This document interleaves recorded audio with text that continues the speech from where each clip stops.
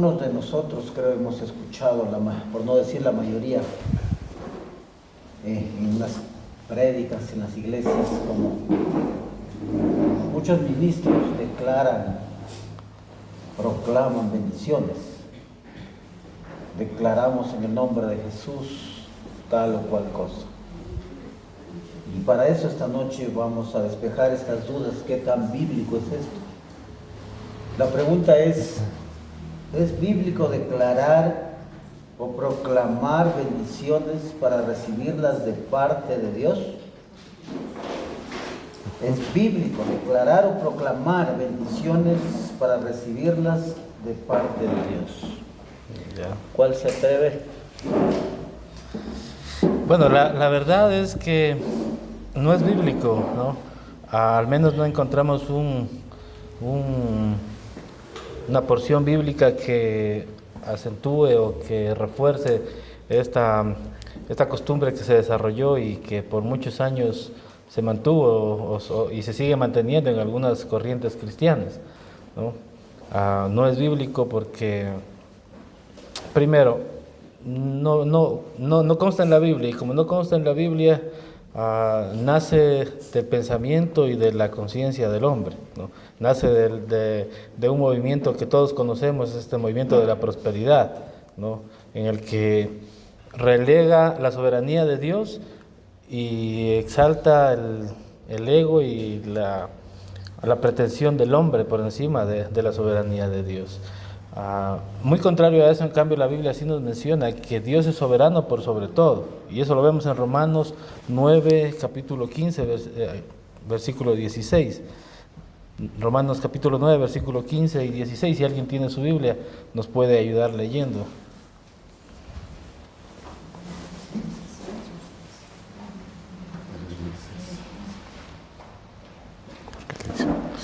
Y dice, si alguien quiere o si no, yo mismo leo. Dice, porque Moisés dice, tendré misericordia del que yo tenga misericordia y me compadeceré del que yo me compadezca. Aquí vemos en total exposición la soberanía de Dios. Entonces, ¿cómo es que esta corriente de declarar y de proclamar condiciones como una condición como para recibir y de alguna forma manipular y hasta en nuestros términos tratar de torcer el brazo de Dios para que cumpla deseos humanos a nuestro favor? Entonces no nace de la escritura bíblica, nace del pensamiento y de la emoción del ser humano, de esta corriente que se desarrolló, como digo, dentro de este movimiento de la prosperidad, de esta corriente que empezó a desarrollar esta actitud de decretar, de exaltar y con su boca a creer y pretender que el cristiano, que el creyente es el que tiene el poder para lograr cambiar el curso de las cosas, incluso la voluntad de Dios. Y eso es algo que la Biblia nos muestra claramente que no es correcto, que no es bíblico, y por lo tanto va en contra de la soberanía de Dios, va en contra de la voluntad de Dios, y creo que va en contra de la doctrina de nuestro Señor Jesucristo. ¿Quiere acotar algo? Sí, mis hermanos, yo creo que todos hemos pasado por esta situación donde por un tiempo estábamos también declarando, decretando cosas que el hombre no tiene la autoridad para hacerlo. Y realmente estábamos totalmente distorsionando las escrituras. Como ya dijo el pastor Carlos, no hay en ninguna parte de la Biblia un versículo que respalde esta práctica. Sino a alguien se le ocurrió hacerlo de esta manera y parece que a muchos les gustó hacerlo y se quedaron con esta mala costumbre, digámoslo así. Pero en realidad nosotros como cristianos, como hijos de Dios, no debemos hacer eso porque estamos yendo contra los principios bíblicos, contra la enseñanza de la doctrina. Porque no debemos nosotros ir en contra de la soberanía de Dios, solo Dios puede hacer eso. Dios tiene el poder y la capacidad para dar o quitarnos incluso. Más bien, ¿cuál sería lo ideal para nosotros como creyentes? No tenemos que decretar o declarar nada, sino más bien tenemos que orar. Como dice, por ejemplo, en Filipenses 4:7, dice, en Filipenses 4:6 dice, por nada estéis afanosos, si no sean conocidas vuestras peticiones delante de Dios en toda oración y ruego con acción de gracias. Eso es lo correcto. Es verdad, nosotros queremos pedir algo al Padre, pero sabemos cómo hacerlo. ¿Cómo? Orando. Porque todo se consigue de acuerdo a la voluntad de Dios. Dios nos puede conceder un milagro, lo que sea, pero no depende de nosotros, depende de Él. Siempre y cuando estemos alineados a la voluntad de Dios, obviamente vamos a obtener nosotros lo que queremos. Entonces, no nos confundamos, hermanos. Si alguien necesita algo, ponga delante de Dios en oración y pídale a Dios. Si Él nos concede, gloria a Dios. Y si no nos concede, igual, gloria a Dios. No ha pasado nada, mis hermanos. Entonces, corrijamos esa mala forma de pedir a Dios. Entonces es necesario entender lo que en cambio sí dice la Escritura, sí dice la Biblia. En primera de Juan 5:14, veamos lo que sí nos enseña. Como dije, esta corriente humana, porque eso es lo que es una corriente humana, una doctrina humana que tergiversó de alguna forma las Escrituras y cambió este evangelio de prosperidad por el verdadero evangelio, y que para muchas corrientes o para muchas personas es muy agradable tener este tipo de expresiones dentro de sus congregaciones y simpatizan muy bien con aquello, pero no necesariamente no es la verdad, no es lo que la Escritura nos muestra y nos enseña.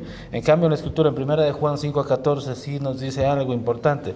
Dice, y esta es la confianza que tenemos delante de Él, que si pedimos cualquier cosa conforme a su voluntad, Él nos oye. Entonces, no es que nosotros declaramos y torcemos el brazo de Dios para que obre en nuestro favor, no, debemos alinearnos a la voluntad de Dios, a lo que ha sido expedito por Él. En Proverbios 19:21, miren lo que nos dice también. Dice, muchos son los planes en el corazón del hombre. Muchos son los planes en el corazón del hombre, pero el propósito del Señor permanecerá. ¿Por qué permanecerá? Porque es su soberanía. Acabamos de ver lo que dice en Romanos 9, dice que Él se compadece del que Él quiere, o sea, es su soberanía. Lo que Él ha designado a hacer es lo que se va a hacer. No es que nosotros por declarar o por querer pactar vamos a hacer cambiar la voluntad del Señor. Ya está dada porque Él es soberano. En Santiago capítulo 4 versículos 13 y 15, mira cómo nos enseña en cuanto a esta forma contraria a las Escrituras de pretender que nosotros somos autosuficientes y que en algunas ocasiones hasta nos mandamos solos y solo utilizamos a Dios como para que reafirme nuestras pretensiones y los anhelos y los deseos que nosotros queremos que se cumplan. Y él dice en Santiago 4 capítulo 13 y 15, dice, deberían decir, dice, si el Señor quiere, viviremos y haremos esto y haremos aquello, si el Señor quiere. Ahora, es importante entender también entonces de dónde es que estos pseudos teólogos se inventaron esta doctrina, ¿no? Este tipo de corriente de declarar y de pactar. Muy probablemente lo sacaron tergiversadamente y manipuladamente de dos versículos que nosotros conocemos muy bien en Proverbios 18:21. Veamos lo que nos dice la Escritura en Proverbios 18:21. Y es importante, hermanos, el día domingo les recomendó el pastor Juan Diego traer su Biblia para las enseñanzas dominicales, y también les recomendamos traer sus Biblias para el Instituto Ministerial y traer un cuaderno de apuntes, porque esto es lo que es un instituto ministerial para aprender a la luz de la Escritura. Y si necesitamos apuntar versículos para luego también en nuestra casa desarrollarlos y que a través de eso puedan salir inquietudes también para seguir preguntando. Ese es el objetivo del instituto ministerial. Así que no dejemos esta buena costumbre. Proverbios 18:21 dice, la muerte y la vida están en el poder de la lengua.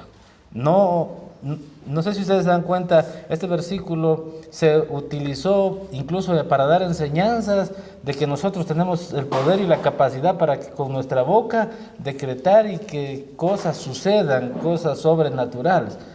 Pero la verdad es que no está en nosotros, no tenemos un poder creativo en nuestra boca. El poder creativo está en Dios, no en nosotros, no en lo que hablamos. Tenemos que ser muy responsables incluso en aquello que hablamos. En Romanos 4:17 también nos dice: Dios da vida a los muertos y llama a las cosas que no existen como si existieran. Este también lo utilizaron o lo utilizan muchos pastores, pseudopastores, para enseñar que la iglesia tiene la capacidad y la potestad para con su boca llamar igual que Dios. Y el versículo es claro: no somos nosotros, es Dios el que hace eso.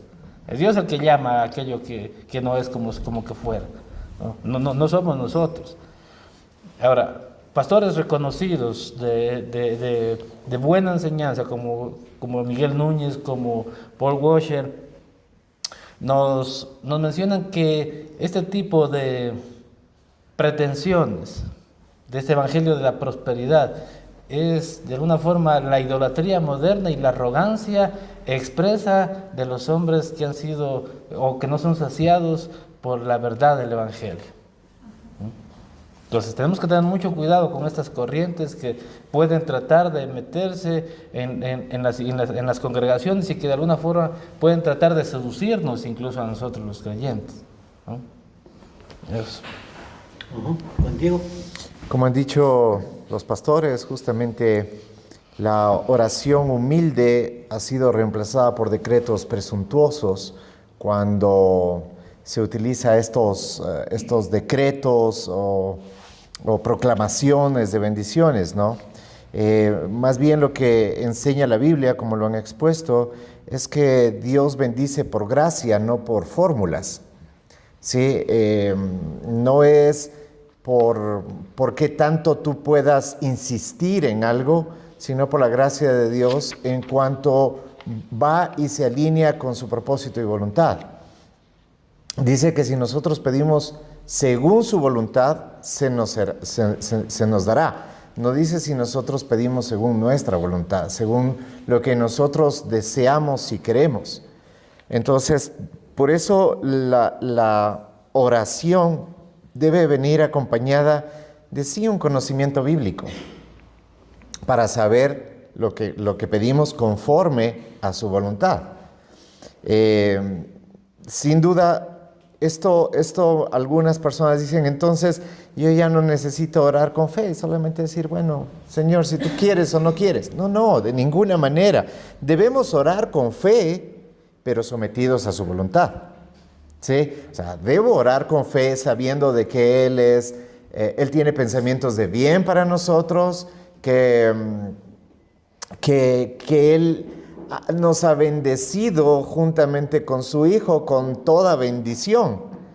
Pero eso nos lleva a orar con fe, pero también entender y comprender que finalmente es su voluntad, es su soberanía. Muchas personas que se consideran cristianas están centradas en ellos y Dios nada más es un medio para alcanzar lo que ellos quieren. Entonces eso no está bien, ¿no? La verdadera bendición es Cristo mismo.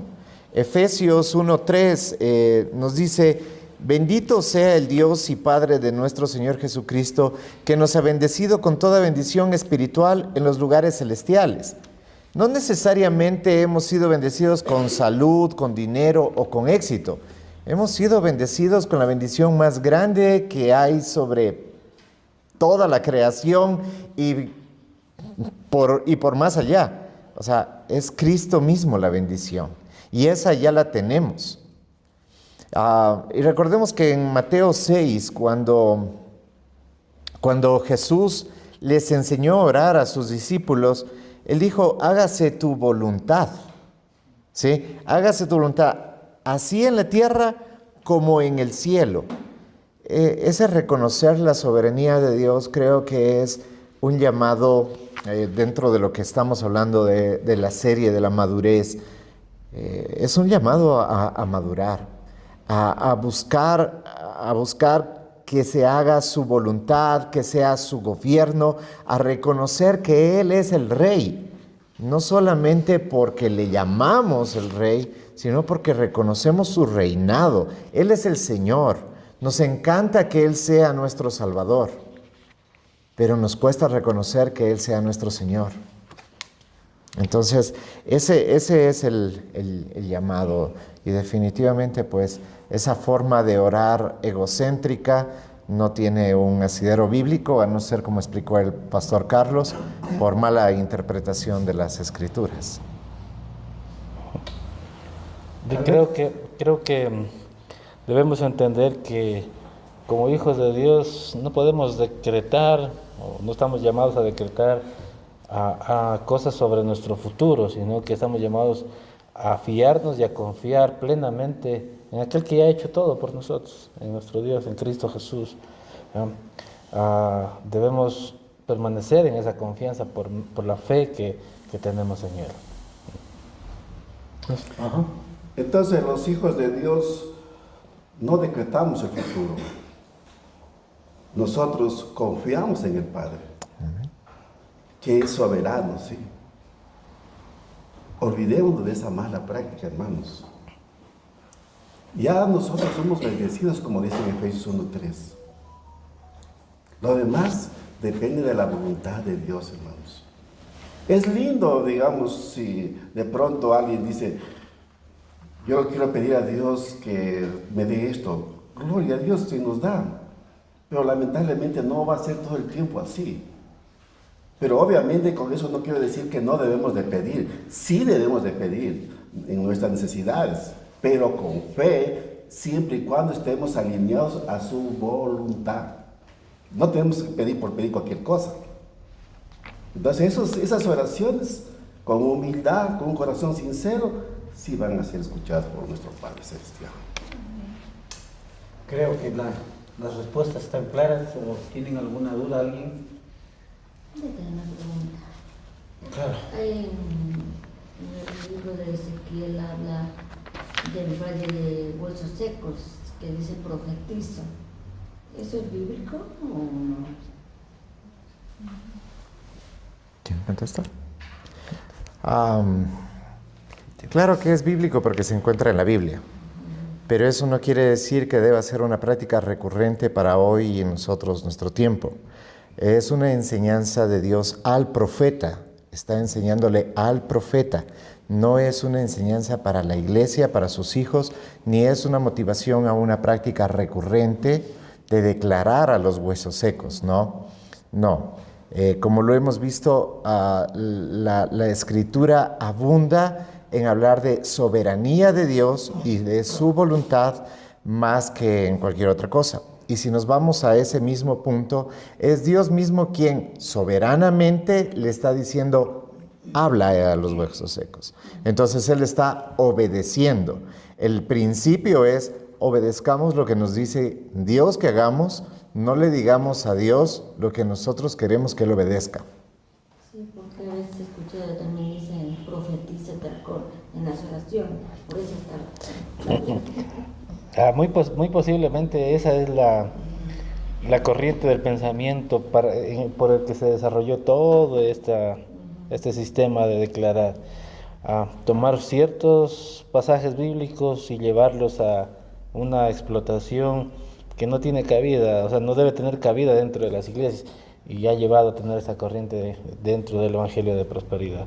Utilizan algo como esto, como se dice, del profeta Ezequiel, para traer a la iglesia moderna algo que sucedió en el Antiguo Testamento y que fue explícito para un solo profeta, no para toda la iglesia. ¿Alguien más tal vez tiene duda sobre la pregunta? Tengo otra pregunta, pero concluye el versículo. Ahorita leí. Ay, sí.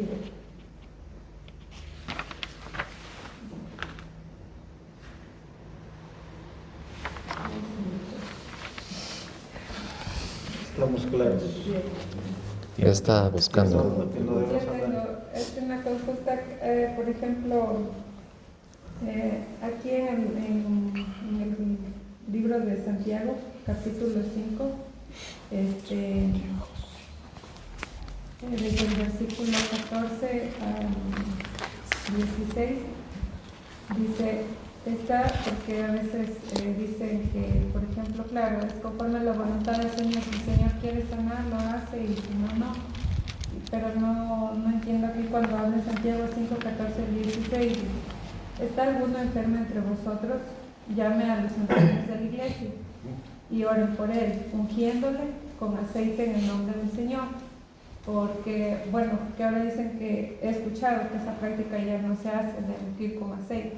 Y aquí dice, llamen a los ancianos de la iglesia y oren por él, ungiéndole con aceite en el nombre del Señor. Y la oración de fe salvará al enfermo, y el Señor lo levantará. Y si hubiere cometido pecados, le serán perdonados. Y ahí dice, confesaos vuestras ofensas unos a otros, y orad unos por otros, para que seáis sanados. La oración eficaz del justo puede mucho. Lo que nos enseña en esta parte no es un acto ritual. Lo que enseña aquí es el hecho de obedecer, reconocer, y Dios hará, porque finalmente, dice, el Señor lo levantará. No es ni el aceite, ni los ancianos, ni la fe misma de esta persona al buscar a los ancianos, sino es el Señor lo levantará. Y según la Escritura, como lo leímos en Romanos, dice, el Señor tiene misericordia de quien Él quiere, y el versículo 16 de Romanos 9 dice, así que no es el que corre, o el que hace, o el que busca, sino es lo que el Señor quiere. Entonces, entendamos en sí lo que quiere decir. Primero, cuando dice que llame a los ancianos de la iglesia, lo que está diciendo es, busca. O sea, el que busca encuentra.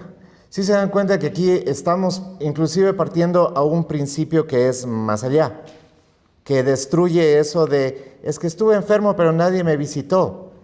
No es que estuve enfermo y es que tenía que venirme a visitar. Dice, llame a los ancianos. O sea, primero está haciéndole dando una claridad a la persona que está enferma.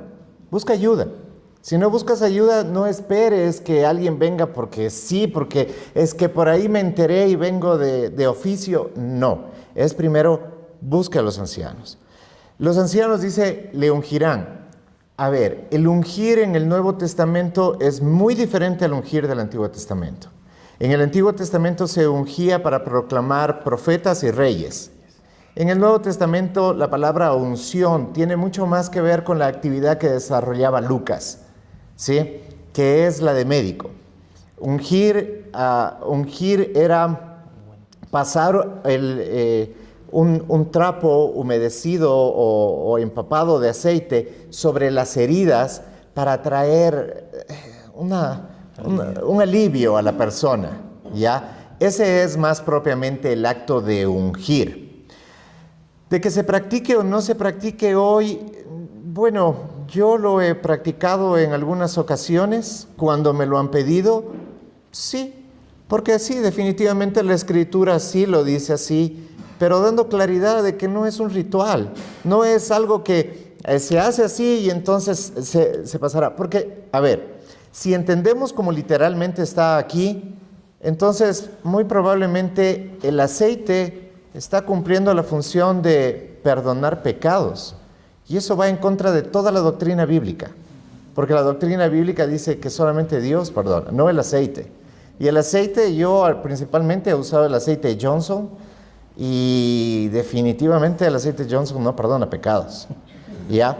Entonces lo que debemos entender es que está hablando en un sentido figurado, no literal, ¿ya? Entonces tiene muchas connotaciones. En las connotaciones que tiene, primero, obediencia, sujeción, ¿ya? Obediencia no solamente de la persona que viene en busca, sino del anciano que responde, ¿ya? Porque obviamente está diciendo, busca a tus hermanos mayores, busca a las personas que están en autoridad y oren. Dice, la oración de fe restaurará al enfermo. Seamos claros, ¿toda oración de fe ha restaurado a los enfermos? No, entonces la Biblia miente. No, lo que está mal es el entenderlo literalmente. ¿Sí? ¿Por qué? Porque cuando estamos hablando de lo que sigue, y el Señor lo levantará, y si ha cometido pecados, le serán perdonados, ya no tiene que ver con la enfermedad, sino tiene que ver con una situación espiritual de la persona, ¿ya? En la cual su fe ha sido depositada en el Señor, y entonces, cuando su fe es depositada en el Señor, sus pecados han sido perdonados. Su enfermedad probablemente continúa, o si Dios lo quiere en su soberanía, le sana, pero el contexto en el que está hablando ya no está hablando en cuanto a una enfermedad física, y ni siquiera está hablando de que es una enfermedad física. Dice si hay alguno enfermo entre ustedes. No dice si alguno entre ustedes tiene COVID, no dice si alguno entre ustedes tiene un dolor de cabeza. Está hablando de una enfermedad, y muy continuamente en las Escrituras el pecado es sinónimo de una enfermedad espiritual, ¿sí? No necesariamente está hablando de una enfermedad física. No hay una traducción que lo traduzca como tal, como una enfermedad física. Si alguien tiene una enfermedad física, vaya a los ancianos. No, dice si alguien está enfermo. Y el contexto es espiritual en el cual él está hablando. Por eso termina hablando, porque si no, no tendría lógica. O sea, la persona está enferma, llama a los ancianos, le unge con aceite, y si ellos tienen fe, hasta los pecados les son perdonados. Eso es una teología totalmente diferente a la de las Escrituras. Ya, ¿en dónde está la suficiencia de Cristo en la cruz para perdonar los pecados? Ya hay otras actividades, otros rituales que podrían perdonar pecados. Si eso fuera cierto, entonces Jesús no necesitaba morir en la cruz, murió en vano. Y el mismo apóstol Pablo dice, eso no ha ocurrido, eso no pasa. Él murió porque es el sacrificio, el Cordero de Dios que quita el pecado del mundo. Es lo único que quita el pecado del mundo. Ese es el contexto. Además, si ustedes se dan cuenta, lo que más resalta en esta porción bíblica, dice la oración. No dice el aceite, no dice los ancianos. Dice la oración de fe. Pero eso es lo que nosotros debemos de pedir con fe, creyendo en el Señor. Entonces, no malinterpretemos. Igual habla de la oración. Pensemos bien en eso. Sí, es que lo que pasa es que eso sí lo comprendo perfectamente, que no es en sí el ritual, sino que mi consulta va más enfocada que en este caso habla dos cosas en el versículo 15. Obviamente no se refiere a una enfermedad específica, pero sí habla dos cosas. Por ejemplo, dice, sabemos que todo lo hace Dios. En cualquiera que fuera la situación, eso estamos más claros, que no es el pastor, no es el aceite, no es nada de eso, sino que simplemente habla de dos cosas, que obviamente conocemos, sabemos que todo se da conforme a la voluntad del Señor. Pero el versículo 15 dice, y la oración obviamente lo que está haciendo de fe salvará al enfermo, enfermo. Y el otro dice, el Señor lo levantará. Ok, lee el 16 por favor también para que tengas mejor contexto. Dice, y si hubiere, ahí sí habla de pecados, y si hubiere cometido pecados le serán perdonados. Está hablando de enfermedad y de pecados. Continúa con el 16 por favor. Dice, confesaos vuestras ofensas unos a otros y orad unos por otros para que seáis sanados. La oración eficaz del justo puede mucho. ¿Te das cuenta cuál es el contexto? El contexto es más amplio. No podemos limitarnos a palabras, sino es el contexto en el cual está expresando, ¿ya? Entonces, el contexto, si tú lees toda la porción bíblica, ¿sí? Desde el versículo 12, ¿ya? En realidad viene desde el 1, pero desde el 12 tú ya te vas dando cuenta. Dice, y sobre todo, hermanos míos, no juren ni por el cielo, ni por la tierra, ni con ningún otro juramento, antes bien sean así ustedes, sí, y su sí sea sí, y su no, no, para que no caigan en juicio. ¿Sufre alguien entre ustedes? Si te das cuenta, o sea, viene hablando de varias temáticas, pero ¿cuál es el fin de todas las temáticas? ¿Ya? Entonces, ese debe ser el contexto. Ajustamos la interpretación al contexto, no a palabras. Lo que pasa es que a la hora A la hora de entender estos temas, muchas veces los sincretismos, y que son los rituales y todas esas mezclas religiosas y culturales, son las que siempre nos están tratando de hacer volver a lo mismo, a pensar de que sí, esto dice y así se debería hacer siempre. No, lo dice, pero no tiene el enfoque con el que muchas veces nosotros estamos pensando que se va a dar y que va a cumplir ciertos resultados que nosotros esperamos. Eso. Solo para terminar. Y tiene que ver con el 17 que dice, Elías era hombre sujeto a pasiones, semejantes a las nuestras, y oró fervientemente para que no lloviese. Y no llovió sobre la tierra por 3 años y 6 meses. Y otra vez oró, y el cielo dio lluvia, y la tierra produjo su fruto. Y continúa con el 19 y con el 20, por favor. Hermanos, si alguno de entre vosotros se ha extraviado de la verdad y alguno le hace volver, sepa que el que haga volver al pecador del error de su camino salvará de muerte un alma y cubrirá multitud de pecados. A ver, ¿cómo interpretas esta última parte como para tener una noción? El 20 en especial. Bueno, aquí lo que comprendo es que si alguien estaba alejado o apartado del camino del Señor, en este caso, y viene hacia, como usted menciona, hacia los ancianos o a quienes dirigen la iglesia, buscando, en este caso, ese consejo para ser dirigido nuevamente a los caminos del Señor. Pero era mi conclusión por lo que habla sobre Elías. O sea, no, tengo algo ahí, pero bueno, ya luego después. Sí, no, lo que está hablando en esta parte, y no sé qué porción bíblica tengas, qué versión bíblica tengas, pero en la Nueva Biblia de las Américas dice exhortaciones varias. La exhortación varia tiene que ver con la fe. Es el tema común en esta porción. Y justamente en la última parte dice, sepa que el que hace volver a un pecador del error de su camino salvará su alma de muerte y cubrirá multitud de pecados. Si yo lo entiendo literalmente como está, nuevamente estoy negando la suficiencia de Cristo. Porque entonces si yo voy y le convenzo a una persona que no ha estado viniendo a la iglesia, le convenzo de que nuevamente venga, se cubrirá multitud de pecados. ¿En serio se cubre multitud de pecados si alguien vuelve a la iglesia o vuelve a leer la Biblia o vuelve...?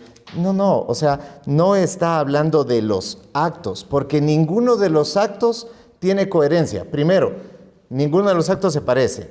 Ungir, orar para que llueva y no llueva, si alguien se extravía y otro lo hace volver. Ni siquiera dicen los ancianos. Alguien. Fíjate cómo es eso, y vale la pena entender esas cosas, porque si yo entiendo que son los ancianos los que le hacen volver, estamos creando una casta de hombres superiores que sí pueden convencer a las personas. Pero ¿qué dice la Escritura? ¿Quién convence a alguien de pecado? Esa es la fe, ¿no es cierto? Entonces, ese alguien que hace volver no lo convenció en realidad. ¿Quién lo convence? Es el Espíritu Santo. Uno es un instrumento. Entonces está hablando de instrumentos, está hablando de fe. No está hablando de el hecho de las cosas que se hacen de por sí mismo. Porque nuevamente, ¿cuántas veces hemos visto esto de que alguien oró y dejó de llover? ¿Y cuántas veces hemos visto que volvió a orar y volvió a llover? Una. Antiguo Testamento. Dios usándolo para una labor específica a su profeta. No es un ejemplo matizado de que eso tiene que hacerse siempre.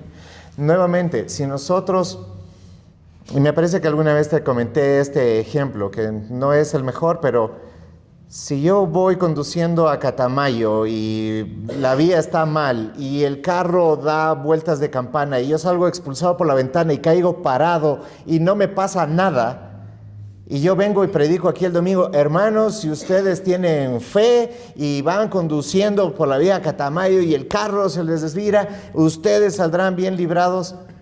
Esa es una experiencia personal, muy personal, irrepetible muy probablemente, ¿ya? Ese tipo de cosas son las que vemos aquí. Siempre la interpretación bíblica, y esto es importante que lo vayamos poniendo en nuestra cabeza siempre. Un principio bíblico es, la Biblia nunca se contradice. La Biblia tiene un tema central que tiene que ver con Cristo, ¿sí? Lo que vimos el domingo, Cristo muriendo, Cristo resucitando, Cristo siendo sepultado, Cristo resucitando y Cristo volviendo. Ese es el tema central de la Biblia. Todo lo que está a su alrededor, lo único que hace es fundamentar esa idea. ¿Sí? Si yo saco una idea extra, estoy saliéndome del tema central de la Escritura. Inclusive cuando dice, no sé, esposos amen a sus esposas, no es que está dando una enseñanza bíblica de cómo el esposo debe comportarse con su esposa. No es un libro de consejería matrimonial, ¿sí? Si leo en el contexto, voy a encontrar justamente lo que representa el esposo y la esposa y la honra que tiene el uno por el otro. Y esa honra es la que ha tenido Cristo, ¿sí? Por la iglesia. Fíjate eso, cuán maravilloso es, ¿ya? Esa honra, ese amor, ese negarse a sí mismo, porque Él se negó a sí mismo, no aferrándose a ser Dios. Si te das cuenta como las porciones tienen un sentido cuando lo veo en la forma global, esa es la forma de interpretación. Si nos limitamos a estrofas y partes, entonces puedo hacer que digan muchas cosas como volver a proclamar, volver a decir cosas por el estilo. Entonces el sentido amplio y extenso de la palabra nos muestra que no, que la soberanía es de Dios y que Él hará como Él quiera. No tiene que darle explicación a nadie, es más, dice la misma palabra. Dice, yo tendré misericordia de quien yo quiera y de quien no. Chuta, como para que Moisés se quede, bueno, Señor, está bien, porque Él es Dios. Eso es lo que también tenemos que, no lo vamos a avanzar a entender, pero sí reconocer que Él no es nuestro igual. Él es Dios. Amén. Él es Dios. Tenemos claro que los hijos de Dios no podemos andar declarando, decretando, o alguien está en contra de esto, o alguien cree que sí podemos hacer esto. ¿Estamos de acuerdo todos? ¿Sí? Creo que está clara esta pregunta, ya está bien explicada. Es necesario que pasemos a la siguiente. Y creo que la mayoría de los que estamos aquí alguna vez hemos hecho esto. Yo sí lo he hecho. Mucho decimos. Y pienso que es bueno aclararlo esta noche cuando decimos que nosotros los cristianos debemos cubrirnos cada mañana con la sangre de Cristo. ¿Qué les parece eso? La pregunta dice, ¿es bíblico que los cristianos se cubran con la sangre de Cristo como una práctica espiritual continua para protección o bendición? ¿Es bíblico o no es bíblico, queridos pastores? ¿Qué dicen? Definitivamente no es bíblico. Realmente esa de la práctica de cubrirse con la sangre de Cristo como fórmula diaria no es aceptable, porque da la impresión de que nos estamos protegiendo espiritualmente siempre, permanentemente. No, de ninguna manera. Esta parte no tiene fundamento, no tiene respaldo bíblico. No vamos a encontrar en la Biblia, en ningún lugar. Más bien, esta es una expresión popular del sincretismo carismático. Ellos de alguna forma lo creen. Y algunas iglesias también, digamos, todavía lo siguen tomando. Como dijo Carlos, en un momento también yo lo hice. En un momento me cubría con la sangre de Cristo, pero era por ignorancia. Pero como todos sabemos hoy que el conocimiento es progresivo, gracias a Dios tenemos claridad de lo que dice la palabra de Dios, ya no lo hago y no lo voy a hacer jamás. Porque más bien esto sería como una especie de hechicería, hermanos. No, y eso no es así. Entonces, ¿qué significa bíblicamente la sangre de Cristo? La Escritura nos habla claramente. La sangre de Cristo representa su muerte expiatoria y redentora en la cruz. Eso sí representa, eso sí es bíblico.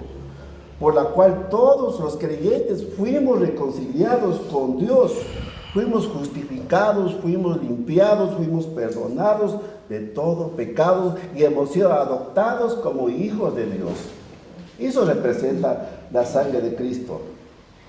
No es como un escudo de protección, porque muchas veces dices, bueno, voy a salir de la casa y me cubro con la sangre de Cristo para que no me suceda nada malo. No, mis hermanos. La sangre de Cristo tiene un propósito bien claro. Cristo derramó su sangre por nosotros, para que nosotros seamos limpiados de nuestros pecados. Entonces nosotros tenemos que tener bien claro todo esto. Y Cristo lo hizo por una sola vez. No es que cada vez nosotros tenemos que estar recordando que me cubro con la sangre de Cristo o cubro a una persona. No. Como dice en Hebreos 9:12, dice, entró al lugar santísimo una vez para siempre, no por la sangre de machos cabríos ni de becerros, sino por medio de su propia sangre, habiendo obtenido redención eterna. Nosotros fuimos ya limpiados, cubiertos con su sangre de Cristo, pero una sola vez. No tenemos que cada vez estar proclamando lo mismo. Entonces, yo creo que tenemos claro que la sangre de Cristo es para limpieza, es para redención, es para perdón. Eso, mis hermanos. Haberla tomado la sangre de Cristo tan a la ligera, ¿no? Cuando es algo tan maravilloso y precioso que sirvió para salvación. ¿Qué piensas, Pastor Carlos? Creo que cuando dice el Pastor Ángel no tiene ningún asidero bíblico, la verdad es que no lo tiene, más bien se convirtió como parte de ese sincretismo carismático y se pasó a una muletilla que los cristianos tenían, ¿no? como un amuleto para todas las mañanas salir y cubrirse.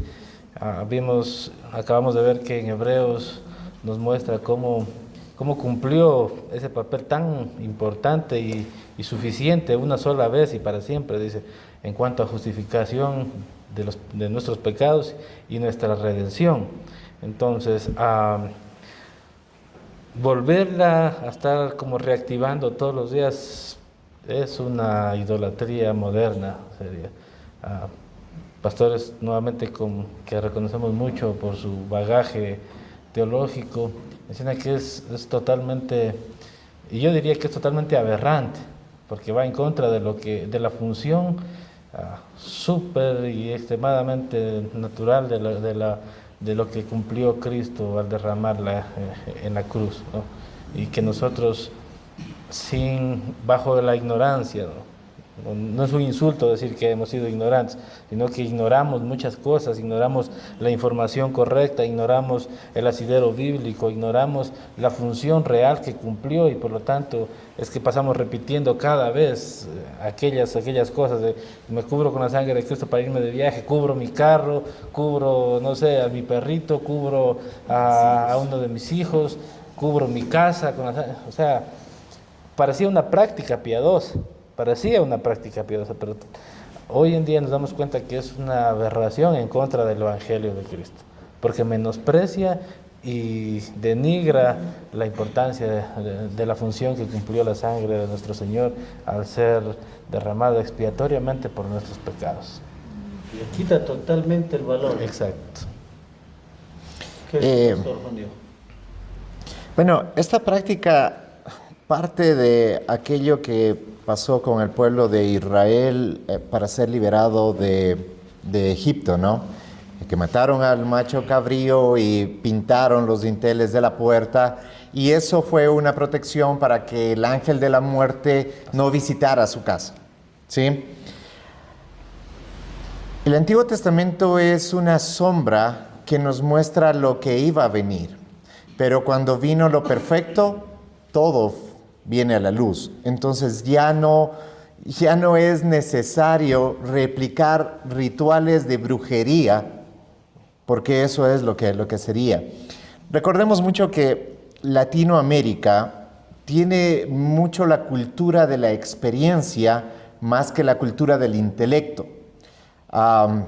Hablando justamente en esa forma, la época del intelecto se desarrolló mucho en Europa cuando nosotros todavía estábamos recién siendo descubiertos, ¿sí? Ellos habían pasado la reforma e iban en un conocimiento progresivo, intelectual, desarrollando otro tipo de cosas, mientras que nosotros, por nuestra propia cultura de la cual venimos, etnias que se desarrollaron en esta zona, y la religión romana que llegó a este lado, su forma de conquista fue no enseñar la verdad, sino cubrir la verdad. ¿Ya? ¿A qué me refiero? Ok, teníamos, no sé, los solsticios y ellos los cambiaron por fiestas. La Navidad o Semana Santa o cosas por el estilo. Pero la cosa es, se cambiaba un poco la festividad, pero la idea seguía fraguada ahí, ¿no? Esa base de experiencia. Por eso, culturalmente nos basamos mucho en las experiencias, en las emociones. Y sí, eso es algo cultural, eso es algo muy propio de Latinoamérica o de continentes como África, que tienen ese estilo, ¿ya? Pero propiamente, yendo un poco más allá, lo que nosotros tenemos que ver es que estas prácticas es fácil introducirlas en nuestro medio porque hay gente que trata de encontrarle por un versículo, por algo así. Entonces, mira, aquí se pintó los dinteles de la puerta, entonces tú cúbrete con la sangre de Cristo, y al cubrirte con la sangre de Cristo estás. Y le dimos un valor muy parecido al del agua bendita, ¿sí? ¿Qué diferencia hay en te compras un carro y rociarlo con la sangre de Cristo que comprarte un carro y llevarlo al cisne para que el cura te lo bendiga con agua bendita?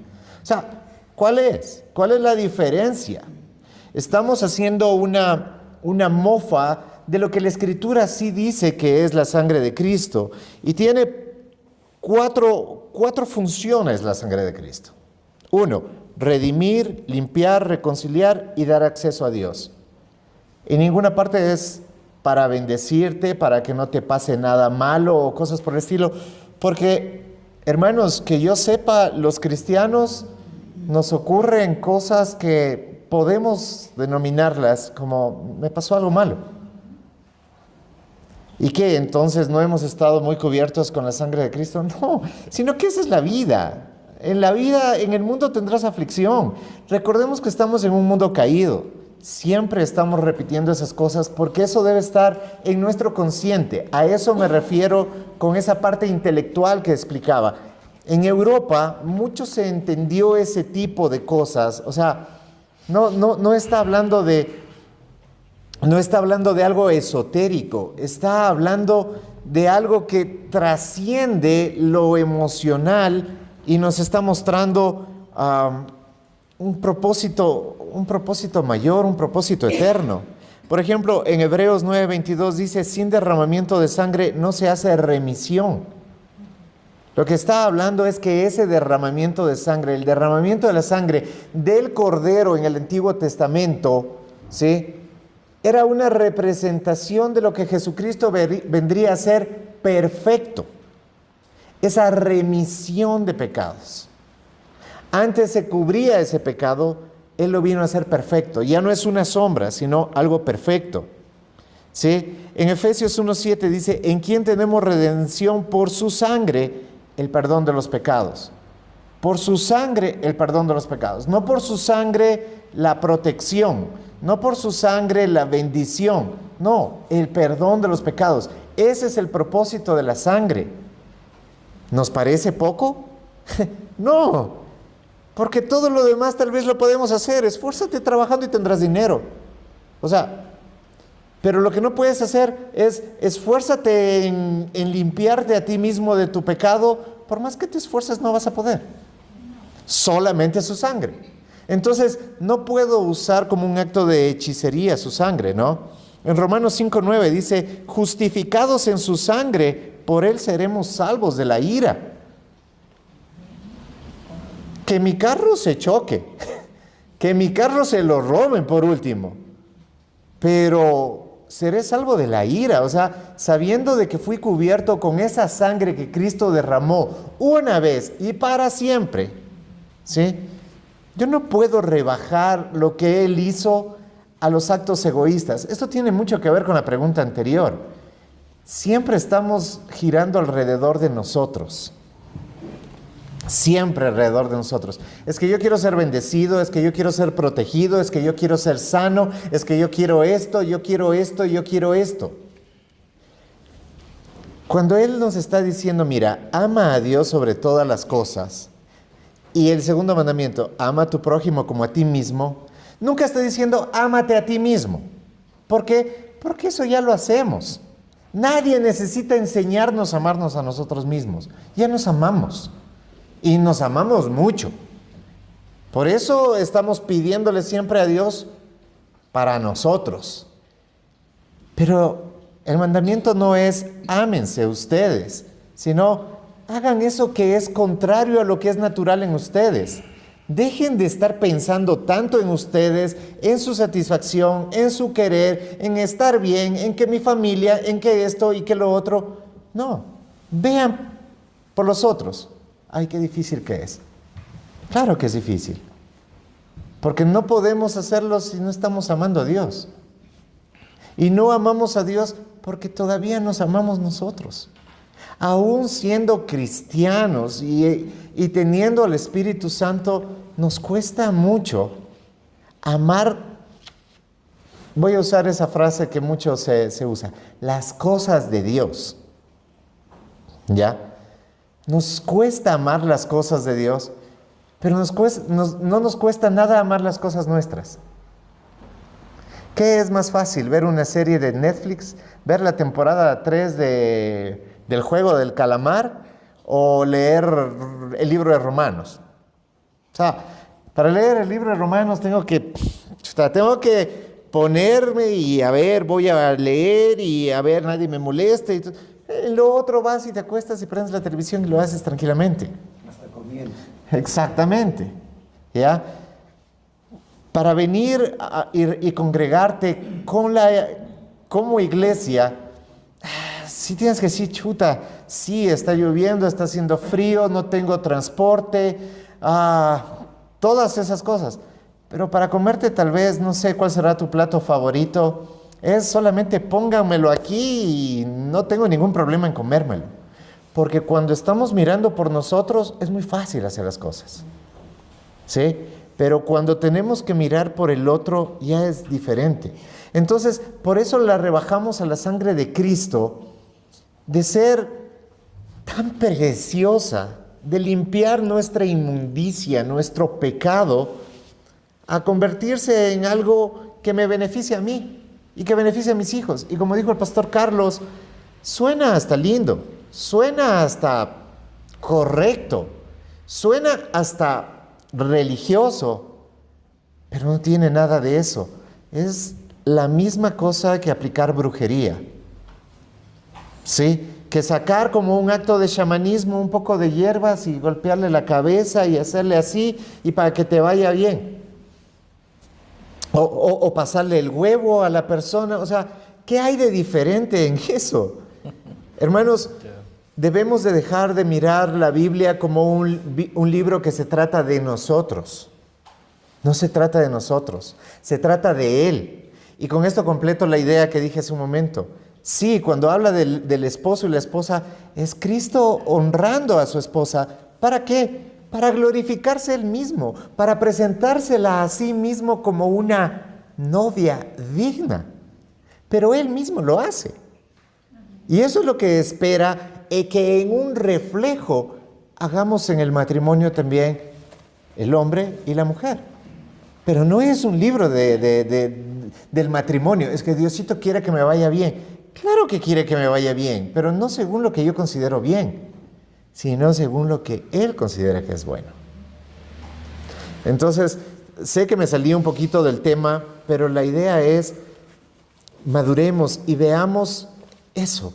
Veamos a Dios como Dios es superior, es más grande. Él es digno de ser alabado aunque no nos diera nada de bueno, que no nos diera nada, que fuera, no sé, y sé que esto va a sonar muy sacrílego, aunque Él fuera como un Dios de los griegos que con un rayo nos exterminara, aún así Él merece ser adorado y exaltado por quien es Él. Él es Dios soberano.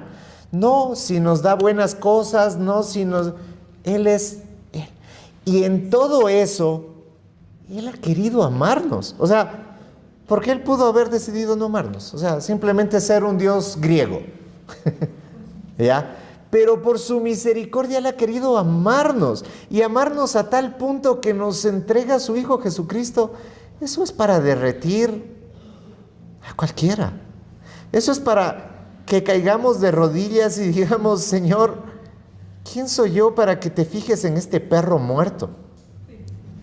Eso es lo que bíblicamente deberíamos hacer. Pero todavía estamos dando vueltas en que si declaro o no declaro, en que si cubro la sangre de Cristo, que... O sea, cuando lo pensamos bien decimos, chuta, creo que nos enseñaron mal y creo que fui muy fácil de dejarme seducir por esas enseñanzas porque me sonaban bien, porque me hacían sentir bien, me hacían sentir animado, correcto. Y no estoy diciendo que sentirte animado esté mal, porque finalmente, si bien es cierto su palabra nos corrige, somos exhortados, pero somos exhortados por quien nos ha amado de tal manera. Entonces, ¿dónde está lo malo? Es muy bueno. Qué bien, ¿no? Creo que cerrando esto, ¿por qué no deberíamos utilizar estos actos supersticiosos y estas palabras repetitivas? Una, porque Cristo no murió para que hagamos eso, para repetir vanas cosas. Y dos, porque el persistir o permanecer en este tipo de hábitos confunde y creo traspone la obra consumada de Cristo, ¿no? Entonces tenemos que tener mucho cuidado con aquello. La sangre de Cristo es la evidencia gloriosa de que ya hemos sido reconciliados con Dios. Eso. No es una cobertura. No es algo que invocamos para activar cada mañana o en determinados casos. No es una sustancia espiritual que debemos estar tomando cada vez que nosotros queramos, sino más bien es la base objetiva de nuestra salvación. Eso es, hermanos. Y nosotros ya hemos sido limpiados ya con esa sangre, una sola vez para siempre. Ya no tenemos que estar decretando cada vez que queramos, de ninguna manera, hermanos, porque no es una fórmula. Algo que debemos tener en cuenta es que es la evidencia de nuestra reconciliación con Dios, hecha por Él, y siempre debemos recordar que no necesitamos estar activando eso, primero porque ya vemos que no es bíblico, y segundo debemos entender que Dios está con nosotros, junto a nosotros, mora en nosotros, lo dice la Escritura. Entonces, ¿qué otra necesidad de cobertura necesitaríamos aparte de la que ya tenemos, que es lo supremo y más grande que todo? Amén. Muy claro. ¿Alguien todavía quiere seguir cubriendo cada mañana o seguirse cubriendo con la sangre de Cristo? Levante su mano. Todavía piensa así, ¿no? Hermanos, no se trata de que si hemos conocido algo, entonces miremos al otro como ya no válido porque vos sí crees o piensas aquello. Más bien, a ver, primero si estamos luchando, alguien aquí está luchando con esto, No se trata de sentirse nada más avergonzado, tal vez, ¿por qué? Porque aquí dijeron que eso ya no se hace y no, sino más bien la idea es, ora a Dios y pídele a Dios que Él te dé la claridad sobre este tema, que su Espíritu Santo sea revelándote a tu vida para encontrar la bendita verdad en la palabra de Dios. ¿Sí? No se trata nada más de vienes, escuchas y cambias. No es así de automático. Sería lindo que fuera así, pero no es automático. Tenemos que recordar que muchas veces estamos luchando con cosas que están muy arraigadas, que lo defendemos inclusive a capa y espada culturalmente. ¿Por qué? Porque lo siento, porque esa es nuestra experiencia, esa es nuestra cosmovisión. Pero definitivamente tenemos que irnos alineando a la imagen del varón perfecto. Y eso solamente lo hace el Espíritu Santo revelando su palabra. Entonces, si tú todavía luchas con estos temas, todavía tienes inquietudes sobre estas cosas, bueno, podemos seguirlo conversando en otro espacio, pero creo que es algo que tú devocionalmente también tienes que comenzar a buscarlo. Recordemos que somos responsables ante Dios también de cómo nos estamos alimentando. Esa es la enseñanza del escritor de Hebreos, ¿no? Y habla de alimento, el alimento sólido y la leche. O sea, la leche te la daban, pero el alimento sólido, pues ya, llévatelo a la boca. Comienza tú también a hacerte responsable. No queremos hacer mofa de lo uno o lo otro, cuidado, eso no queremos que se entienda así. Pero claro, sí nos puede ocasionar a quienes tal vez ya hemos entendido un poquito más el hecho de cuestionarnos porque practicábamos eso, declarábamos eso, lo enseñé, yo personalmente lo enseñé en muchas ocasiones, hasta en centro de equipamiento, lo enseñé. Y hoy me doy cuenta y digo, Señor, perdóname. Y sí, me río porque me doy cuenta de mi ignorancia, no de alguien más, ¿no? Pero lo que queremos hacer a través del instituto es, y lo dije hace unas reuniones atrás, no es traer ahí, esto es y esto tienen que creer. Esto es lo que la palabra de Dios nos ha mostrado a nosotros como sus pastores. Eso es lo que enseñamos, pero ahora es su responsabilidad verificar que lo que estamos enseñando sea bíblico. Sí, solo esa claridad quería dar. Muy bien, gracias, pastor. ¿Alguien tiene alguna pregunta sobre lo que se habló? ¿No? ¿Nadie? ¿Estamos de acuerdo? Creo que tenemos tiempo para otra pregunta. Sí tenemos tiempo. Bueno, siempre se habla de las Escrituras, se habla de la Biblia, lo que significa la Biblia, que es un compendio, un cúmulo de libros, pero también debemos entender cómo se formó el canon bíblico y por qué existen tantas versiones. Pero aquí hay dos preguntas en sí. La primera es, ¿son las Escrituras suficientes? ¿Son las Escrituras confiables? ¿Y son las Escrituras inspiradas por Dios? Desarrollemos esa inquietud, esa pregunta. ¿Son las Escrituras suficientes, confiables e inspiradas por Dios? Obviamente que sí. Como dice la misma palabra, ¿por qué es confiable? Es infalible. Porque es dada por Dios.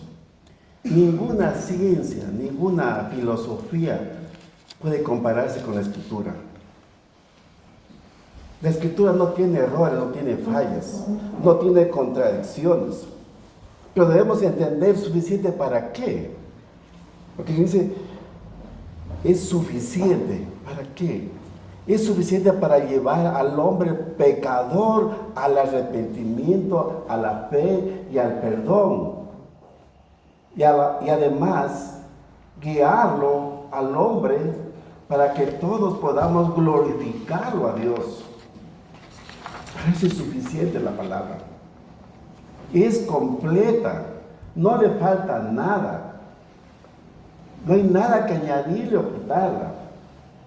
Porque obviamente es tan perfecta que Dios mismo utilizó a hombres guiados por el Espíritu Santo para que le escriban la palabra de verdad. Y Dios no se equivoca, Dios no tiene errores. Entonces, entendamos eso. La Biblia, la palabra de Dios es suficiente para todo, ¿sí? Para todo lo que nos compete a nosotros. Obviamente no va a tener respuesta a todo, no va a tener respuesta para decirnos lo que debes hacer en tales casos. Pero sí es suficiente para que nosotros adquiramos una salvación, para que tengamos fe, para que sepamos perdonar, para llevarnos al arrepentimiento, etcétera, etcétera. Entonces, si nosotros vamos a la palabra de 2 Timoteo 3, 16, 17, creo que la mayor parte de nosotros la conocemos, ya ese versículo donde dice que toda la escritura es inspirada por Dios. Mira, y es útil para redarguir, para corregir, para instruir en justicia. ¿Con qué propósito? A fin de que todo hombre quede preparado para toda buena obra. Y en el Salmo 19, 7 dice, la ley del Señor es perfecta, que restaura el alma. ¿Qué libro puede hacer eso? Ningún otro libro, por más científico que sea, pero sí la palabra de Dios. Y aquí, Angelito, cuando menciona 2 de Timoteo, incluso si leemos el versículo 15, si están en la Biblia, como Pablo le dice a Timoteo que desde la niñez has sabido las sagradas escrituras, las cuales te pueden hacer sabio para la salvación por la fe que es en Cristo Jesús. Que es entendiendo esto, o sea, no hay algo más, no hay algo mejor que pueda haber que sean las sagradas escrituras. Cuando hablamos de si son suficientes, claro que las escrituras son la única regla suficiente, segura e infalible para el conocimiento de fe y obediencia salvadora. ¿Qué quiere decir esto? Que ninguna tradición, ninguna revelación moderna, ninguna interpretación humanista puede ponerse a la altura de las Sagradas Escrituras.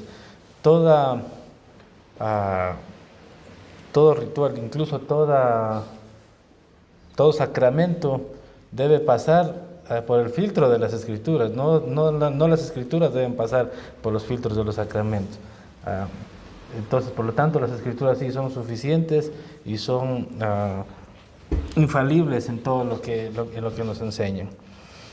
Como decía el pastor Ángel, la inspiración vemos que es divina, y muchos dirán, pero utilizó hombres, sí, pero la inspiración de los hombres fue una inspiración divina, dada por Dios para que ellos como instrumentos plasmen en los libros a través de la historia y del tiempo, para que hoy en día nosotros tengamos la Biblia o el canon bíblico que hoy conocemos. Una muestra de eso es que a lo largo de tantos siglos la Escritura mantiene su pureza y no hay contradicciones en la Escritura. Eso nos muestra la infalibilidad de las Escrituras. Tenemos que tomar en cuenta que si la respuesta es nada más, si la Escritura es válida porque es válida, solamente requiere fe, yo pensaría que no. Sí requiere fe. ¿Por qué? Porque la misma Escritura se muestra a sí misma. Tenemos varios o abundantes versículos que lo demuestran, pero también tenemos que ir hacia una comprensión consciente, ¿sí? Por ejemplo, si este es un libro escrito por hombres y no inspirado, ¿por qué va tan en contra de lo que el hombre quiere y desea? Sí, o sea, Hubiera sido más fácil hacerlo como las religiones del mundo, que crearon libros acorde a sus necesidades, acorde a sus expectativas, acorde a lo que deseaban, y no un libro como lo es la Escritura, que va en contra de la corriente humana, de lo que hablábamos hace un momento, de lo que el hombre tan naturalmente puede hacer: amarse a sí mismo, centrarse a sí mismo. Inclusive tenemos religiones que te hablan de que tú mismo eres un Dios, de que tú mismo tienes que llegar y alcanzar un cierto nivel. Todo está centrado en el hombre. La Escritura no está centrada en el hombre. La Escritura está centrada en Dios, y este Dios amando de tal manera para que el hombre sea transformado. Y para eso nos da su palabra, que es contradictoria a nuestra voluntad. A ver, si vamos por la parte de fe y de creer, tenemos que ir, por ejemplo, a 2 de Pedro 1:21, ¿sí?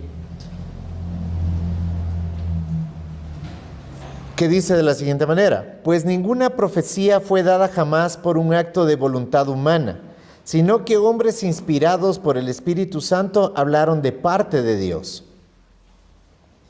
Martín Lutero sostenía lo siguiente, decía: las Escrituras son un trono sobre el cual Cristo reina sobre su iglesia. No es la iglesia poniendo el ritmo, es Dios poniendo el ritmo. No es el hombre relacionándose con Dios, es Dios relacionándose con el hombre.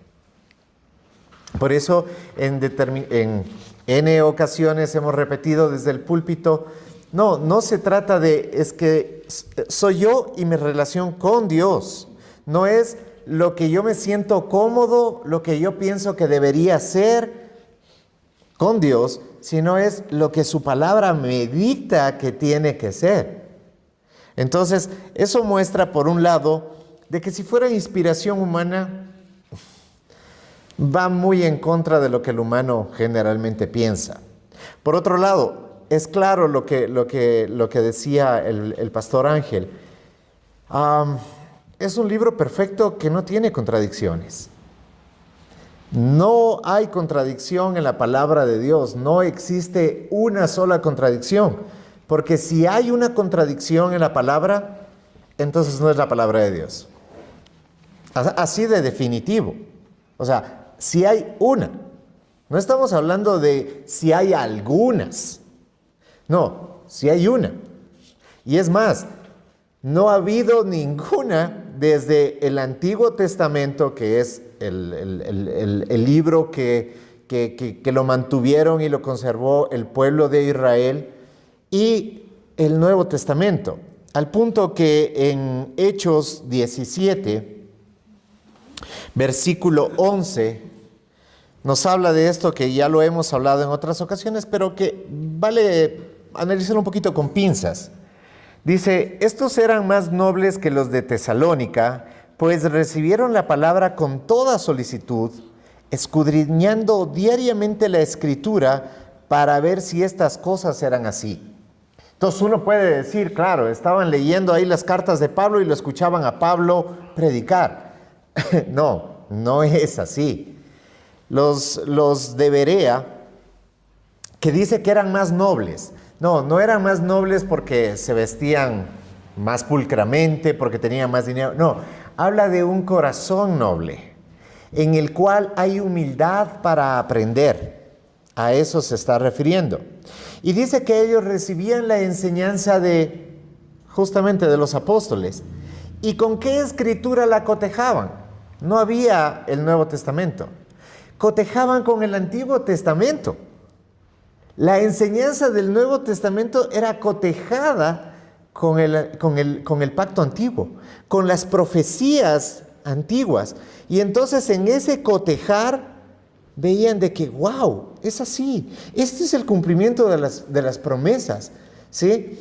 Es increíble mirar cómo este libro se escribe y muestra con tal exactitud eventos científicos, como por ejemplo, hasta el año de 1492, cuando Colón descubrió América, ¿sí? Éramos unos genios, pensábamos que la Tierra era plana. Y la Tierra, casi 1000 años antes, ya había dicho que era redonda y que estaba flotando sobre la nada. O sea, ¿quién? ¿Cómo? O sea, si hasta 1492 todos casi teníamos el común que estábamos y la Tierra era plana. Es más, estaba sobre elefantes y estos elefantes estaban parados sobre una tortuga y cosas así por el estilo. Y eso lo creíamos como una verdad cierta. Y aquel que decía lo contrario, por eso Colón no tenía ni siquiera respaldo como para pensar en eso. Y Colón no es que estaba pensando, la Tierra es redonda. No, solamente dijo, me voy a hacer a la mar para ver si encuentro una mejor ruta para llegar a las Indias y no tener que pagar tanto impuesto. Es más, cuando Colón murió, no sabía que había descubierto un nuevo continente, sino que fue Américo Vespucio. O sea, ahí nos damos cuenta de que hasta hace 500 años nuestro conocimiento sobre la Tierra era totalmente limitado. Y es chistoso ver ahora cómo estamos evolucionando. En vez de evolucionar e ir hacia el mayor conocimiento, comenzamos a evolucionar e ir hacia el menor conocimiento. No, es que ahora las fotografías de la NASA y todo eso es falso, nosotros somos y la Tierra es plana. Todavía hay gente que piensa que la Tierra es plana. O sea, parece chiste, pero es cierto. Pero la Biblia ya lo había manifestado antes, de que no era así. Entonces hay cosas científicas que nos está mostrando. Nos está mostrando que en la sangre está la vida. Eso es lo que venimos hablando. No para cubrirse con la sangre de Cristo, sino que es la sangre la que purificaba, es la sangre donde se encontraba la vida. En el sentido, obviamente, lo está mostrando en un sentido figurado la palabra, pero se está figurando con una realidad que no se descubrió hasta hace unos pocos siglos atrás. Entonces, ahí nos damos cuenta de que este libro no es una coincidencia como el libro de Nostradamus, que lo van adaptando conforme, mira, creo que se equivocó con una letra, o se equivocó con esto, o parece decir esta frasecita. No, eso es... Claro, como yo puedo decir, si aquí hay este número de personas, yo puedo decir, a alguien le duele la cabeza o le dolerá la cabeza en las siguientes 30 días. Y si a alguien le duele la cabeza en este momento o le duele la cabeza en los próximos 30 días, wow, ese es un profeta. No, es algo que va a pasar, o sea, ¿qué puedo decir? O sea, ¿sí? O sea, exacto, no tiene nada de profético. En cambio, la palabra de Dios está dando profecía que se cumple al pie de la letra. O sea, no hay interpretación, no es le voy a hacer calzar, es calza perfecto. O sea, lo está diciendo en dónde, está dando los nombres, está diciendo propósitos, es increíble. Y eso es algo que nosotros tenemos que tener en cuenta. No solamente se trata de, es que es la palabra de Dios y tienes que creer la palabra de Dios. Sí, claro que demanda fe. Por supuesto que demanda fe. Tengo que creer que esta es la palabra de Dios. Pero hay evidencia que me muestra que sí es la palabra de Dios. Porque es un libro que me muestra la realidad tal y como está. Entonces, no solamente se trata de fe, sino que también se trata de una convicción que sí puede ser probada. Que vemos que no ha sido actualizada. A ver, todo libro que ha salido, si ustedes tuvieron la oportunidad de estar en el colegio, la universidad, sabrán que la que estudió tu hermano, el libro de física que estudió tu hermano 5 años antes, ya cuando tú llegas a ese mismo nivel ya no te sirve ese libro. ¿Por qué? Porque ya hay la nueva edición actualizada. Mejorado. Claro, ¿por qué? Porque salió algo nuevo, porque alguien descubrió algo nuevo, porque... Lógico, ¿no? La Biblia no tiene una sola actualización. Es la misma. Los rollos que han sido encontrados en el Mar Muerto y que muestran esa claridad de la Escritura, ese no haberse pervertido de la Escritura, muestra que sí, es una obra de hombres, pero inspirados por el Espíritu Santo.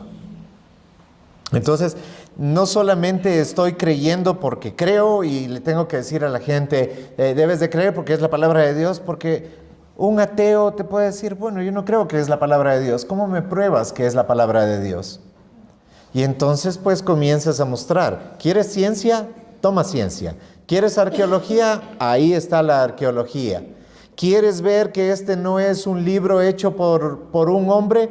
Bueno, aquí tienes que va en contra de lo que el hombre anhela, desea y quiere, porque esto te está mostrando lo que Dios quiere y cómo Dios quiere esto.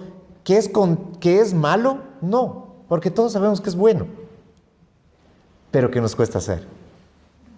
¿Sí? Entonces, ¿por qué podemos llegar a eso? Porque ahí sí está también esa parte. No será necesario que nadie te predique, porque estará escrita en tu corazón. Aún cuando tú digas, no, es que ese es un libro viejo, que en ese libro viejo se prohibía siquiera comer el chancho, y ahora ¿qué van a decir frente a eso?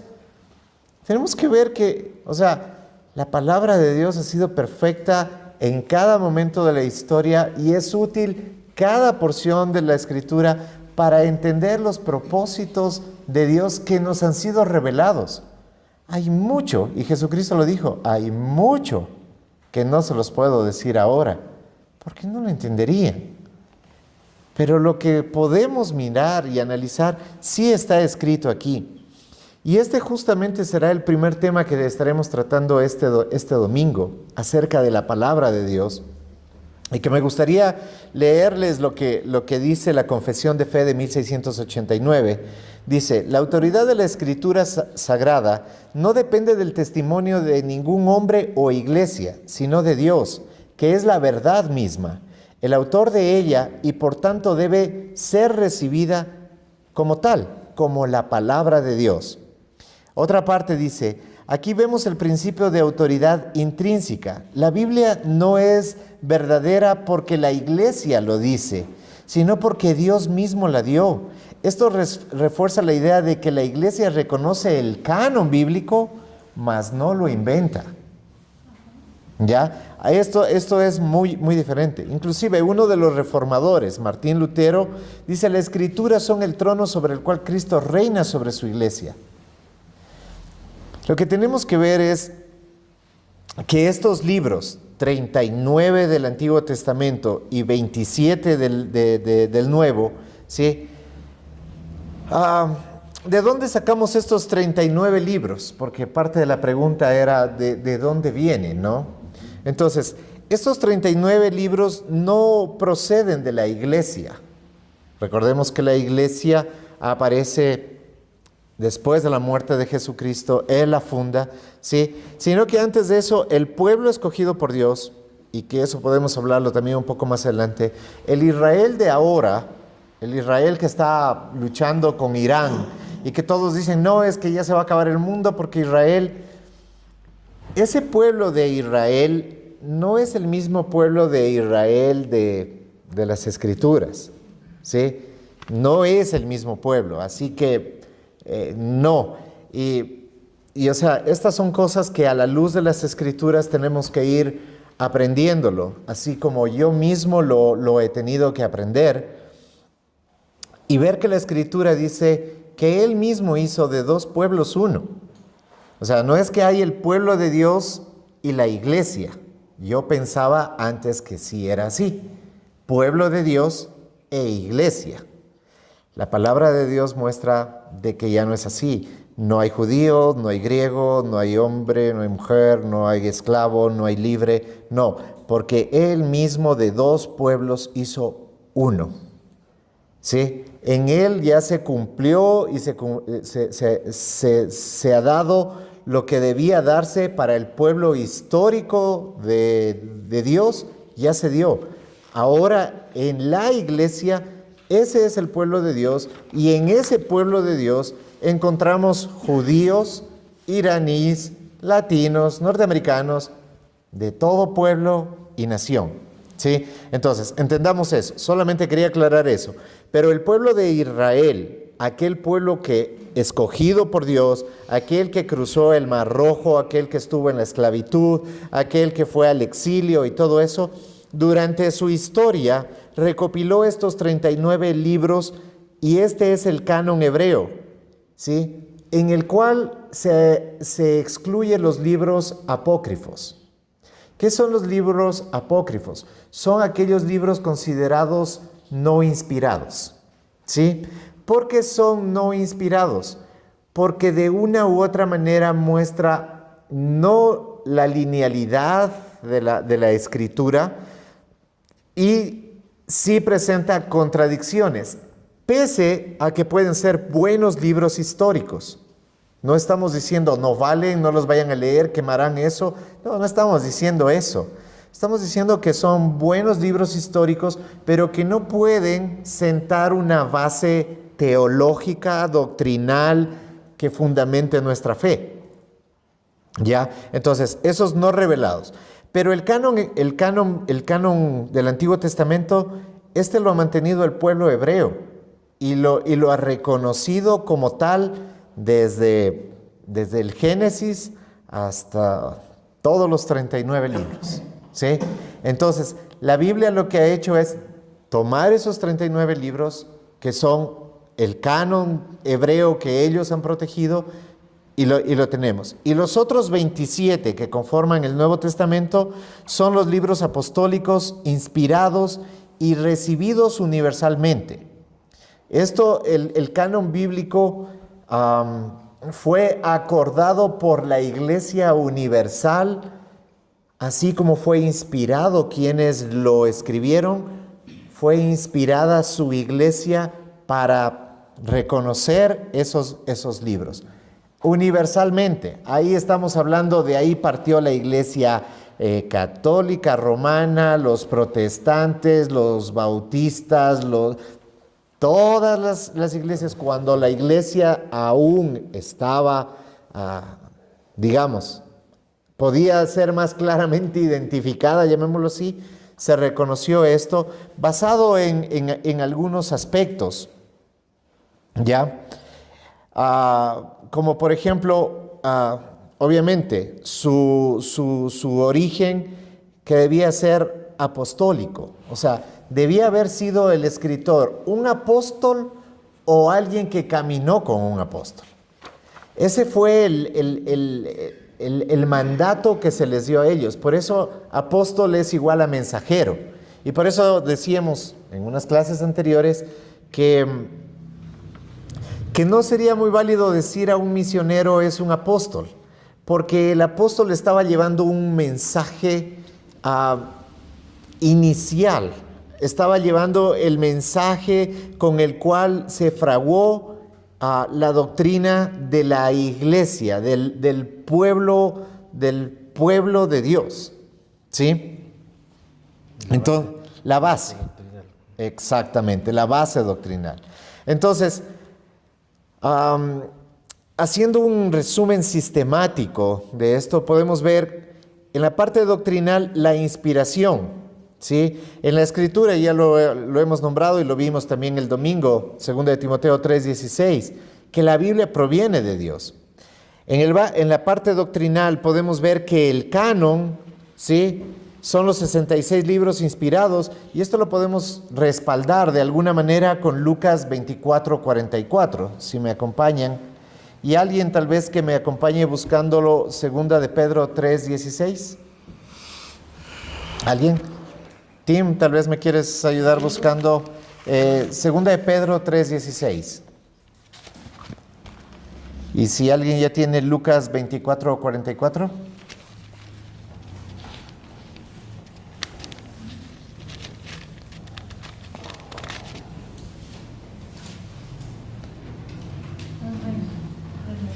Ok, por favor. 24:44 dice, y les dijo, estas son las palabras que os hablé, estando aún con vosotros, que era necesario que se cumpliese todo lo que está escrito de mí en la ley de Moisés, en los profetas y en los salmos. ¿Todo lo que dicen las profecías del Antiguo Testamento se cumplió en Jesucristo o faltó alguna? Todos. Todas se cumplieron. ¿Te das cuenta que si una de ellas hubiera fallado, entonces o la Biblia está mintiendo o el Cristo no es el Cristo? ¿Sí? Entonces, y por otro lado tenemos 2 de Pedro 3:16. 3:16.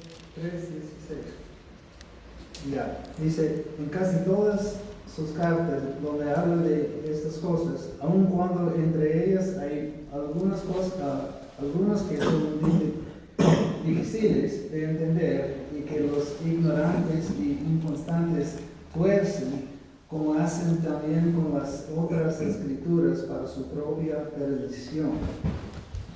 Ok. El apóstol Pedro, todos sabemos que el apóstol Pedro caminó con Jesucristo, ¿no? Y sabemos inclusive todas esas conversaciones que tuvieron, todas las metidas de pata de Pedro y toda la situación, ¿no? Y sabemos la gran comisión, ustedes me seréis testigos, ¿no es cierto? El apóstol Pedro está certificando las cartas de Pablo y está diciendo, estas cartas son inspiradas por Dios. Está mostrándolo, está alguien que es testigo presencial, ¿sí? Recordemos que Pablo también es, y él mismo se considera el abortivo, y él vio a Jesucristo resucitado en el camino a Damasco, pero no caminó con Jesucristo, pero sí lo vio resucitado.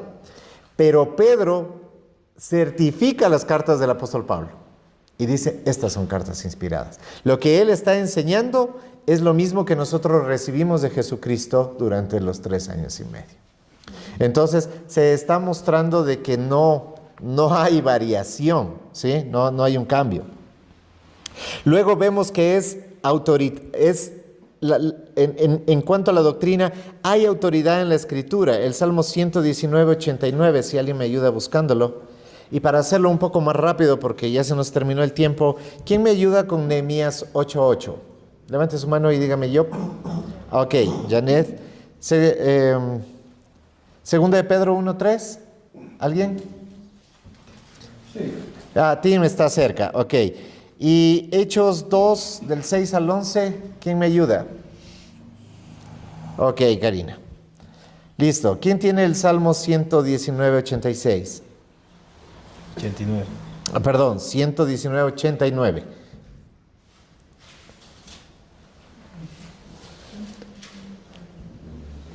¿Cuál? Vamos, se lleva doble refrigerio. Betty, ¿tal vez lo encontró? Sí, ok, por favor, el Salmo 119, versículo 89. Para siempre, oh Jehová, permanece tu palabra en los cielos. Está escrito en la Escritura, ¿no? Dios habla por medio de su palabra. Luego tenemos que ver la claridad y la traducción en Nehemías 8:8. Y leían el libro de la ley de Dios claramente y ponían el sentido, de modo que entendiesen la lectura. La lectura. Mira, inclusive ahí está diciendo, la leían. ¿Qué estaban leyendo en ese tiempo? El Antiguo Testamento, ¿sí? Lo mismo que hoy estamos leyendo, ¿sí? Exactamente lo mismo, lo estaban leyendo. Y dice, y ponían en contexto la Escritura. Y eso es algo que tenemos que hacer, poner en contexto la Escritura, ¿sí? La suficiencia de esta, bueno, en 2 de Pedro 1:3 está. Ya. Todas las cosas que pertenecen a la vida y a la piedad nos han sido dadas por su divino poder mediante el conocimiento de aquel que nos llamó por su gloria y excelencia. Ok, ¿cómo conocemos? ¿Cómo tenemos ese conocimiento? A través de su palabra. Ahí está revelado y hablado. No se necesitan nuevas revelaciones. Cualquiera que venga con una nueva revelación, el pastor Carlos lo dijo, o sea, esto no está sujeto a nuevas revelaciones, a nuevas experiencias, que pueden haber, sí, pero eso es algo personal y jamás va a formar parte del canon. Y en todo caso, cualquier cosa deberá ser inclusive probada y avalada por la Escritura. Si no es probada y avalada por la Escritura, no vale. ¿Sí? Si tú dices, el Señor me dio un sueño, perfecto, está bien, te dio un sueño a ti, para ti. No es un sueño para la iglesia, para que se predique sobre aquello, para que se enseñe y para que sobre eso se haga un canon o una doctrina, para nada. Y luego, las traducciones. Veamos lo que dice Hebreos 2, 6 al 11. Hechos 2, 6 al 11. Hechos 2, del 6 al 11. La palabra, a ver, Hechos 2, del 6 al 11. ¿Sí? Sí. Dice, y hecho este estruendo se juntó la multitud y estaban confusos, porque cada uno les oía hablar en su propia lengua. Y estaban atónitos y maravillados, diciendo, mirad, ¿no son galileos todos estos que hablan? ¿Cómo pues les oímos nosotros hablar cada uno en nuestra lengua en la que hemos nacido? Partos, medos, elamitas y los que habitamos en Mesopotamia, en Judea, en Capadocia, en el Ponto y en Asia, en Frigia y Panfilia, en Egipto y en las regiones de África, más allá de Sirene, y romanos aquí residentes, tanto judíos como prosélitos, cretenses y árabes, les oímos hablar en nuestras lenguas las maravillas de Dios. Ok. Ahí nos está hablando de esas primeras traducciones de la Escritura. ¿Sí? Ahí nos está hablando, porque no es un lenguaje angelical que están oyendo, porque están entendiendo y están haciendo la declaración. ¿Cómo les escuchamos a estos, ¿sí?, hablar en nuestra lengua? No son judíos nada más, o sea, ¿y qué hacen tan versados? El Señor mismo dio esa capacidad. Por eso hoy, cuando vemos las traducciones, dicen, no, es que en cada traducción ha cambiado. A ver, creo que en español tenemos una abundancia de traducciones, ¿sí? Abundancia. Creo que en inglés es más, ¿sí? Es igual, tiene bastantes, ¿sí? Pero ¿cuál es la más aceptada? ¿La King James? Sí. ¿Sí? Pero hoy por hoy, 9 internacional. Ah, ¿sí? Ah, ok. La King James creo que es como la Reina Valera para nosotros, más de liturgia, ¿no? Ya, ok. Sin duda, tenemos que ir viendo que el español también es tan rico, y como todas las lenguas, ¿sí? Es tan rico que se va dando traducciones, y entonces tenemos traducciones que son más litúrgicas, como la Reina Valera. Ahora podemos decir que la Reina Valera es la única así aceptable. No necesariamente. Hay quienes dicen, no, es que la NBI esa no la tienes que leer porque esa es del diablo, está quitando muchas cosas. Tal vez podemos pasar esa pregunta para la siguiente reunión, porque si miramos de dónde fue traducida la NBI, tiene una traducción de textos más antiguos que la Reina Valera. ¿Sí? Eso no quiere decir que entonces es mejor. Quiere decir que tiene una fuente diferente, y tal vez eso sería muy importante hablarlo en la siguiente reunión, las fuentes de donde vienen las diversas traducciones de la Escritura. Pero si se podría recomendar, ¿sí? La Reina Valera es muy buena, la NBLA es una mixtura entre comprensible y litúrgica, ¿ya? Y la NBI, sí, es una buena traducción que, claro, podemos analizar algunos ejemplos que dicen, no, pero es que Jesús ha sido quitado de ahí. Bueno, no ha sido quitado. Los textos antiguos muestran de que hay textos que simplemente aparecieron después. ¿Qué quiere decir entonces? ¿Que alguien los aumentó? No es que los aumentó para dar otro sentido. Los aumentó para dar claridad en el sentido, ¿ya? Entonces, eso podemos, creo que, analizarlo la siguiente semana, porque es un poco largo y ya nos hemos pasado del tiempo. Pero no sé si alguien quiere hacer alguna pregunta antes de irnos. ¿Tiene alguna pregunta alguien? Richard. A ver, Richard. Pero hay que tener mucho cuidado también con ciertas traducciones. Por supuesto. Una de ellas, creo yo, es la de los mormones. Por ejemplo, a Jesús no lo reconocen como Dios. Es que esa no es una Biblia. Claro, entonces, y una de las partes claras es que en la palabra Él, como vemos está en mayúsculas de las versiones que nosotros leemos, pero la de ellos siempre lo ponen en minúscula porque no lo reconocen como el Cristo mismo. Esa es la versión del Nuevo Mundo y no es una Biblia, sí. Entonces, o sea, por ejemplo, si nos referimos a Biblias cristianas, claro, las versiones son diferentes, son distintas. Cristianas, esa no es cristiana, aun cuando se llamen cristianos y digan que son cristianos, no lo son, ¿ya? Por ejemplo, un versículo que es fundamental como para reconocer si tu Biblia es buena es Juan 1:1, el Evangelio de Juan, ¿sí? Ándate a Juan 1:1 y si no está expresada la deidad de Jesucristo ahí, úsala para prender tu cocina, úsala para una fogata, cualquier cosa, pero no la uses para leerla porque no es una Biblia cristiana. No tiene una traducción genuina, verdadera, que tenga un asidero histórico y un respaldo universal de la iglesia, ¿no? Entonces, eso podemos conversarlo la siguiente semana. No es una traducción, es una tergiversación. Muy bien.